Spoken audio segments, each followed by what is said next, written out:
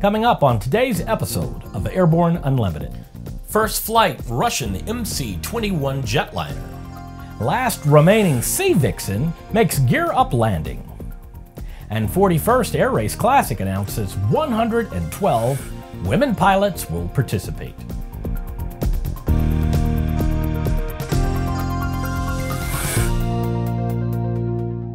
Hello, I'm Christopher C. Odom. It's June 1st, 2017, and this is Airborne Unlimited. The first commercial aircraft to be developed in Russia since the fall of the Soviet Union completed its first flight on Sunday. The MC-21 300 took off from the Irkutsk Aviation Plant and flew for about 30 minutes at an altitude of about 3,300 feet and speeds up to 162 knots. The flight plan included checking or in-flight stability and controllability, and also the controllability of the power plant. According to the program, during the flight, a simulated landing approach was performed, followed by a flight over the runway, climbing and turning. The technique is typical for the maiden flight of the new types of aircraft. The aircraft was piloted by the crew commander and test pilot Oleg Kononenko and co-pilot Roman Taskayev. Oleg Kononenko reported, "Flight mission is accomplished. The flight went in the normal mode. There are no obstacles revealed preventing the test's continuation." Roman Taskayev noted that characteristics and operational modes of the power plant are confirmed.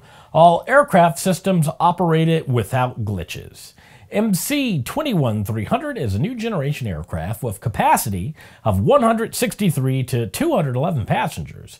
The airliner is offered with two options of power plant, PW1400G of Pratt & Whitney Company of USA or PD-14 of United Engine Corporation, Russia. The pilot of the last airworthy Sea Vixen aircraft was forced to make a gear-up landing following a performance at the Duxford Air Show. Navy Wings, the nonprofit which operates the airplane, said, following the Sea Vixen's successful display closing the show at Duxford Air Show, upon her return, the Sea Vixen suffered hydraulic problems, and the pilot commander, Simon Hargreaves, performed a highly controlled wheels-up landing at RNAS Yilton. Pilot is safe and well. Post-accident processes are currently being carried out. Photographer Scott Dabinet had been waiting at Yilton for the airplane to return from the air show. He said that the overheard radio communications with the tower that indicated that the landing gear was still retracted, and that after several more passes, it was announced that a gear-up landing would be attempted. The attempt was successful. The airplane reportedly tracked straight down the runway as it came to a stop. The airplane Foxy Lady was retired from military service in August 1971. Flying Navy Heritage, Trust Navy Wings, was presented with the aircraft in September 2014. After the break, the Air Race Classic beckons. Progressive Aerodyne's Sea Ray Adventure offers Rotax 912 power, a basic instrument panel, and radios. Fly it away for under $120,000. Visit searay.com for more details. There's a difference between charting a steady course and pushing for the ceiling.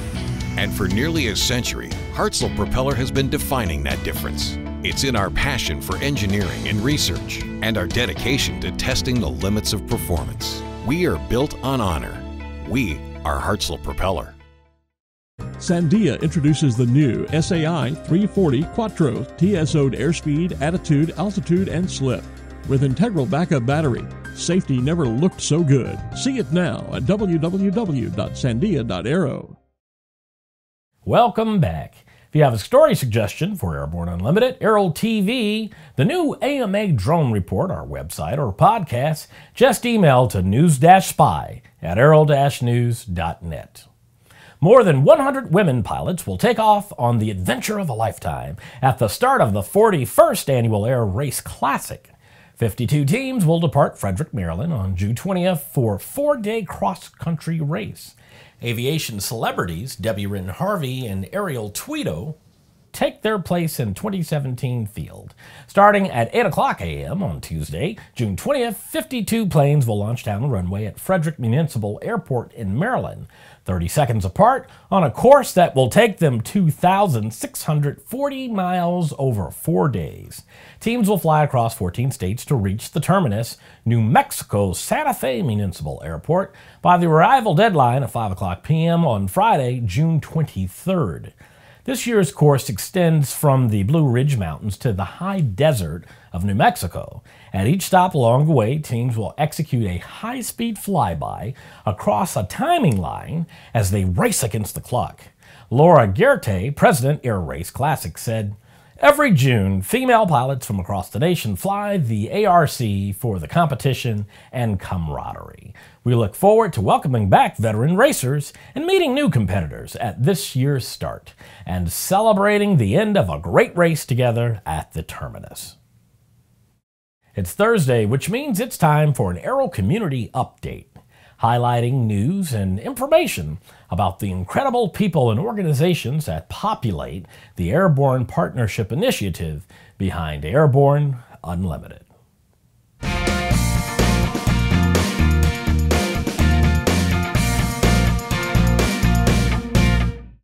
This year's 2017 Aero-Adventure Aviation Gathering is also the 10th anniversary of Aero-TV, the first effort to bring daily aviation feature and news video programming to the aviation world.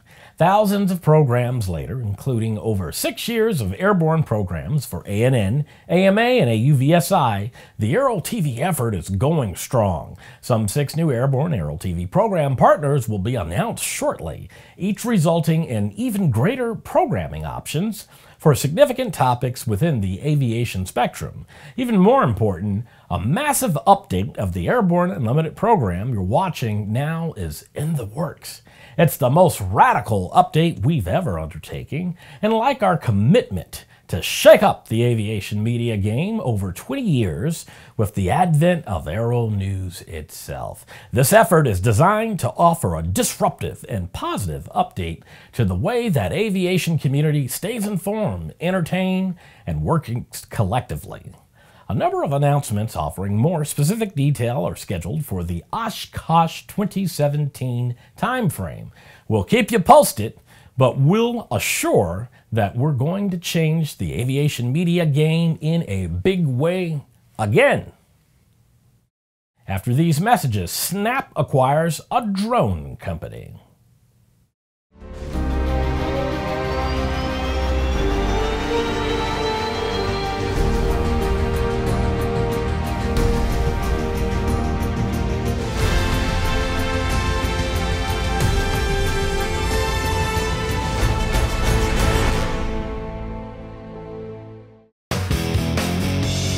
Based on the popular Sling 2 LSA, the Sling 4 was designed to be the most practical and desirable lightweight 4-place experimental aircraft on the market. Find out more about this 115 horsepower turbocharged airplane at airplanefactory.com. With so much news coming out of the aviation industry, we're summarizing a few of those other great stories in a brief segment we call Around the Patch.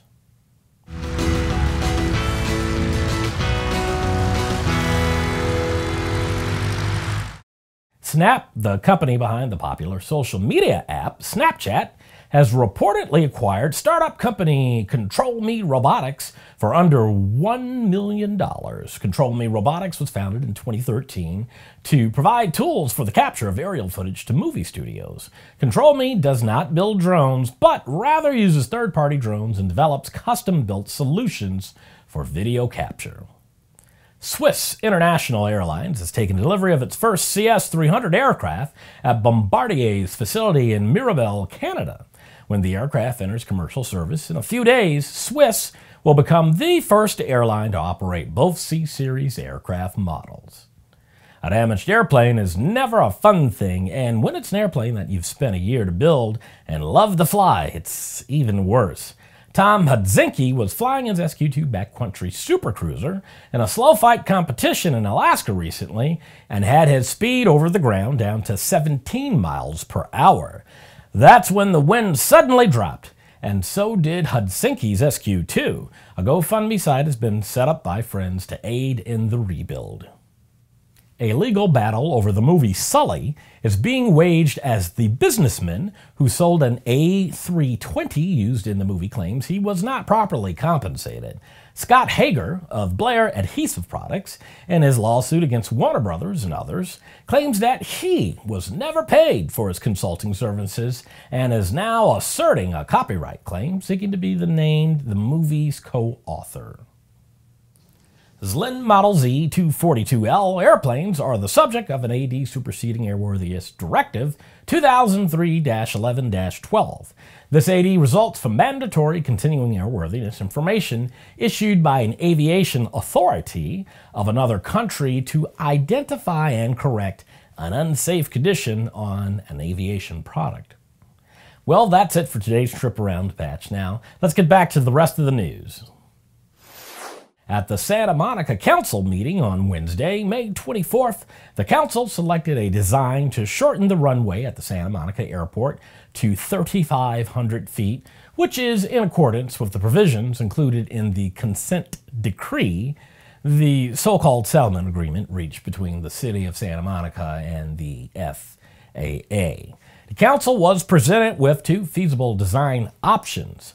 One option, easterly alignment, would have moved the west end of the runway 1,035 feet to the east and the east end 438 feet to the west. The second option, center option, eliminates approximately 736 feet from each end of the existing runway. Both options would also require the creation of 6 new taxiways within the already utilized and paved areas of the airport. The Council unanimously selected the centered option.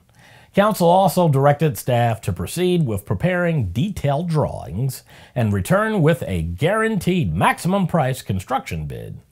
In a separate action, the Council directed staff to return as soon as possible with the project options to remove the eliminated portions of the runway. Council would consider proposed project options at a later meeting. By the way, the city inexplicably calls this action one that will enhance safety at the airport.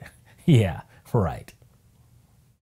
Well, that's our program for today. Remember that Airborne Unlimited stream daily, Monday through Friday, for additional breaking news bulletins for important stories that fall outside of our normal deadlines. If you're watching us on YouTube, please subscribe. Do check us out on Facebook and Twitter.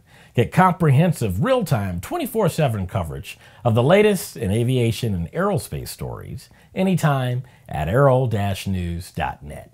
Keep flying. We'll see you tomorrow.